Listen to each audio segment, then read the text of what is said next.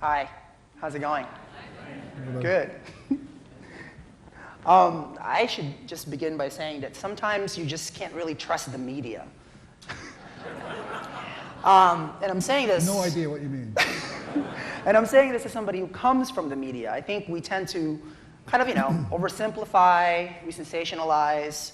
I think we care more about kind of the tension and conflict, and less about kind of depth and context. And I'm saying this because, judging by like the excerpt on 60 Minutes, the segment on 60 Minutes, the excerpt from Vanity Fair, some reviews, some blogs, you would think that, that your book is like something out of like the Social Network of like the 1980s or something. Like it's like a Bill Gates versus Paul Allen slam fest. I think somebody said that you were the bitter billionaire. And so I'm reading this stuff, and then I finally actually read the book. Right. And then I'm like, wait up a second, did they read the exact same book that I just read? And exactly. And I think the point that I'm trying to get at is this idea that I think in the book, you write as critically about yourself and about what you've done and kind of the failures that you've had, the successes and the failures, just as critically as you've written about the future of Microsoft or the relationship with Bill Gates. I think that was really interesting. And actually, that's kind of where I wanted to start off is, you've been ubiquitous on my Google alert in like the past 2 months now, and you're in this promotional book tour, and I'm just curious, like, what has surprised you the most about how people have reacted to the book? What has been the biggest surprise? Well, I think there's been a number of things. I think in my life I've been fortunate to be involved with so many different things. Obviously, my involvement with Microsoft will always be the signature achievement, although I have high hopes for what the Brain Institute's doing now. We'll talk about that later. Yeah, definitely. But I've been involved in so many different things that, if anybody tries to pigeonhole me into one area, it's hard to do. I think they struggle to do that. And you've said this in the book, and you also said in the interviews, that writing this book was one of the hardest things you've ever done. Why do you say that?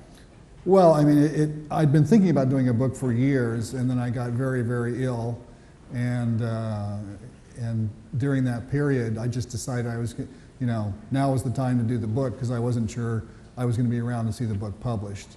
So I would get up every day feeling very fatigued and from chemotherapy and everything, and I'd work on the book, and then after the first drafts were finished, then my my old heritage as a programmer kind of came back to the fore, and I would meticulously go through and edit and change and rephrase, and especially the technical details, you try to make them digestible for the lay public, but yet give them a sense, give everybody a sense of what it was like, and I hope I did that. But I went through every word in the book 8 times, and I don't need to read it again. In terms of, was it hard though? A lot of people I think have made the mistake of saying that you've been a recluse. I think you've just been private. I think there's a difference between the two words.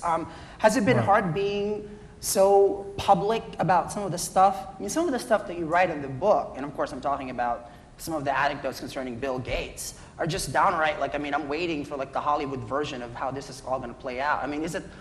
Is it tough to do that so publicly? How does that feel? Well, when you write an autobiography like this, I think you're faced with a choice.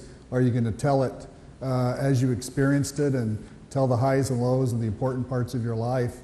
And I just chose to do that in a very unvarnished, warts and all way, because I thought that was really what it deserved, and people deserved to hear. And I feel like I made I had some signature successes and some things that didn't work out as well, but technology and other things, that happens. Not everything, you're not going to bat 1,000 in anything in technology. But the reclusive thing, I don't understand, because I've... Yeah, out. I've involved you with throw sport. parties on a big yacht, hosted all these stuff. You're not No, to me, reclusive is somebody that just stays in their house, and yeah. I've got tons of friends, and You know, I'm out shaking people's hands before sports events and, you know, travel the world. I don't know. I joked last week I was going to send out a tweet saying, bitter reclusive billionaire heads to Las Vegas to reenact the life of Howard Hughes. But I don't even like Las Vegas. So You didn't tweet that? You have to tweet that. That's too funny not to tweet. maybe next week. Okay, good. Okay, I follow you now, so I will hold you up on that. But what do you make of the people, some of them like former Microsoft employees, like when the excerpt? Which ones? Just kidding, I'm kidding. I don't think they're in the audience, so I'm kidding. not going to name them. But some of whom were like surprised at the excerpt from Vanity Fair saying, why is he speaking out now? And why is he acting like, you know, I mean, what's the point of that? Like, what's the point of airing out dirty laundry like that? Well, that was a key moment in my life when I decided, you know, you're a founder of a company and you decide to leave. And the way that it happened at that time was, you know, stung. And so I felt it was important to tell that because it was a signature moment in my life. So, and give people an idea of that trajectory, which went from a hugely productive and innovative and fun partnership to the lows there at the end. And so I went on to, you know, to do many other things since then. But that was definitely an important chapter in my life. Well, I mean, it definitely is. It definitely reads like, for anybody who's read the book, it reads like a book in which somebody had nothing to lose. You just kind of wrote it all out. And I think in many ways that's a testament kind of to what you've done. Yeah, and again, I wrote a lot of it, you know, in those moments where I was thinking, I've got to get this down, I've got to tell it like it was, and hopefully people will get something out of it when they read it. Now, did you give anybody, like, did you give Steve Ballmer, now the current, you know, CEO of Microsoft, Bill Gates, did they get kind of a, hey, this is coming, just so you know? Did anybody get a heads up? Oh, they did get a heads up. And Sure. what did they say? I have yet to talk to Bill about the book. Yeah, I read that, yeah. But I expect I'll have a very intense discussion with Bill. Steve I've talked to, and he basically says, hey, you know, the book portrays, you know, the Paul I know, and the, you know, the events that you recount there, you know, did happen. So I mean, no one has challenged any facts in the book. So no one's gone on record. Well, now when you meet with Bill, can we tape it or something? Yeah, can do it out here. We can just tape it and see what happens. What channel is that going to go on? Is that WWF or something? I'm just kidding. I'm kidding. Oh, wow. I'm kidding. Right. I'm kidding. This is good. This is I'm good. kidding. And not to get all Bill Gates about this, but let me just ask you this question. Can you take us back, you know, at that moment when you were in 10th grade, he was in the 8th grade, this was Lakeside School, I think in north Seattle? Yeah. Like, what was it like to meet him why did you think you guys would click? What was the thing that you thought that, all right, this guy's interesting? Well, you know, there's some pictures of Bill and me together slaving over a hot ASR 33 teletype, which I think there's some examples downstairs here in the museum. Yes, there are. But they're not hot and they're not clanking away. But that could probably be fixed, I assume. But yeah,